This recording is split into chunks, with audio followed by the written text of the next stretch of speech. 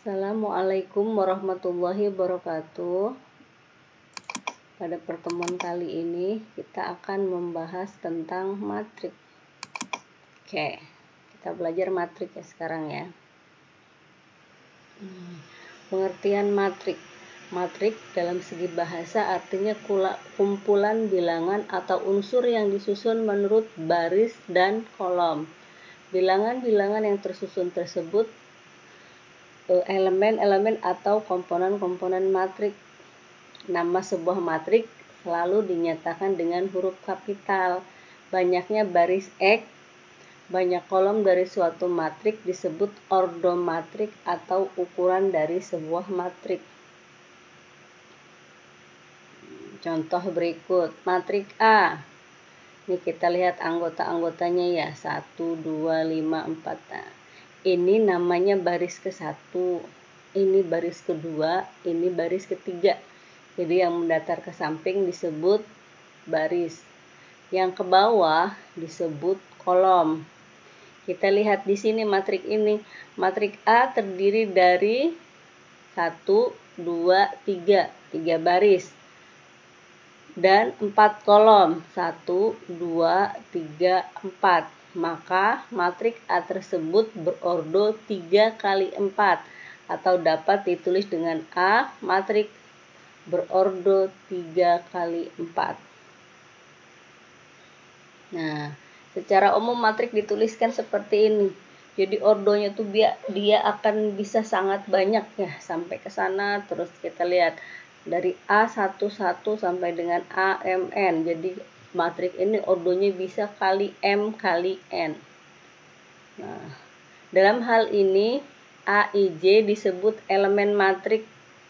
Ini artinya anggota-anggota dari matrik pada baris ke I dan kolom ke J. Nah, jadi elemen matriknya dilambangkan AIJ, yang dia IJ itu merupakan bilangan real atau kompleks. Jumlah barisnya M, jumlah kolom N. Ordonya itu nanti atau ukuran matriknya akan disimbolkan dengan M kali N. Sedangkan elemen-elemennya kalau yang diagonal itu nanti akan sama, A11, A22 sampai dengan ANN. Nah, ada beberapa jenis matrik khusus. Yang pertama yaitu matrik 0. Adalah matrik yang semua elemennya bernilai 0. Contoh seperti ini. Dia mau matrik bentuknya apapun tapi elemen dari matrik itu 0 dengan berbagai macam ukuran matrik. Yang kedua ya. Yang kedua matrik bujur sangkar. Artinya matrik tersebut jumlah banyaknya baris sama dengan jumlah banyaknya kolom. Jadi kalau dia barisnya 2, maka kolomnya 2. Artinya 2 kali 2, matrik 3 kali 3, atau matrik 4 kali 4. Jadi jumlah kolom sama dengan jumlah baris.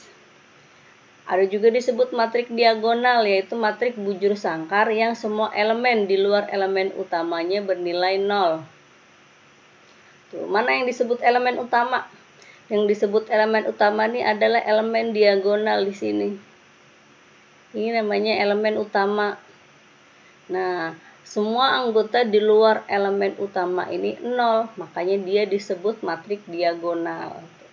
Jadi yang bukan 0 hanya elemen utama saja. Lanjut matrik skalar. Dia matrik diagonal yang elemen utamanya bernilai sama. Elemen yang ada di garis diagonal dari suatu matrik ini disebut matrik skalar. Matrik identitas atau matrik satuan. Jadi matrik yang pada elemen diagonalnya bernilai 1. Ini disebut matrik identitas. Biasanya matrik identitas itu nanti jika ada suatu matrik dikalikan identitas ini hasilnya adalah matrik itu sendiri. Makanya dia disebut matrik identitas. Next, matrik segitiga atas. Artinya matrik tersebut kita lihat elemen utamanya di atas ini ada angkanya tapi di bawahnya bernilai 0. Jadi elemen yang berada di bawah diagonal utama nilainya 0. Seperti ini. Lalu ada matriks segitiga bawah, ini kebalikan tadi. Dia yang 0 itu elemen utama di atas elemen diagonalnya. Elemen-elemen di atas elemen diagonalnya bernilai 0. Selanjutnya ada beberapa operasi pada matriks. Yang pertama, penjumlahan dan pengurangan dua buah matriks. Nih, dua buah matriks A dan B dapat dijumlahkan dan dikurangkan apabila kedua matriks berordo sama atau berukuran sama. Nah, ini clue-nya ya, kuncinya. Jadi dua buah matriks itu hanya dapat dijumlahkan atau dikurangkan apabila kedua matriks tersebut berordo sama. Contoh, misal ada sebuah matriks dalam bentuk umum seperti ini. Jadi A ini A1, A2 dan sebagainya, ini maka A ditambah B itu kita tinggal menjumlahkan saja. A tambah B, A11 tambah B11, A12 tambah B12. Jadi elemen yang sama kita jumlahkan, elemen yang pada tempat yang sama ya.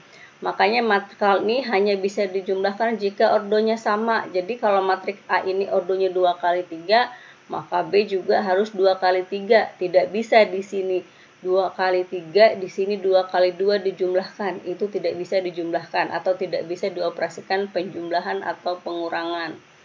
Nah, jadi kita lihat di sini.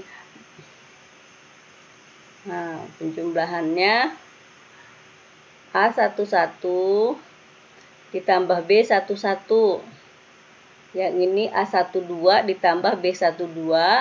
A1 ini ditambahkan ke sini dan seterusnya. Pengurangannya sama bentuknya. Jadi A11 dikurang B11, A12 dikurang B12 dan seterusnya. Jadi jumlahkan elemen yang berada pada posisi yang sama. Oke, next. Nah, contoh seperti ini. Ini ada matriks 3 berapa nih? 2 kali 3 A. Dan B juga sama, 2 kali 3. Tentukan A tambah B dan A kurang B. Ini bisa dijumlahkan ya, karena dia ordonya sama.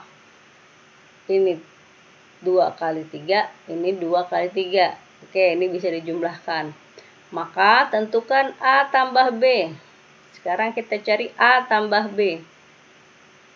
Ini hanya seperti ini saja. Jadi 9 tambahkan 3, 2 tambah 6, 3 tambah 1, 4 tambah 2, 7 tambah 2, 8 tambah 0.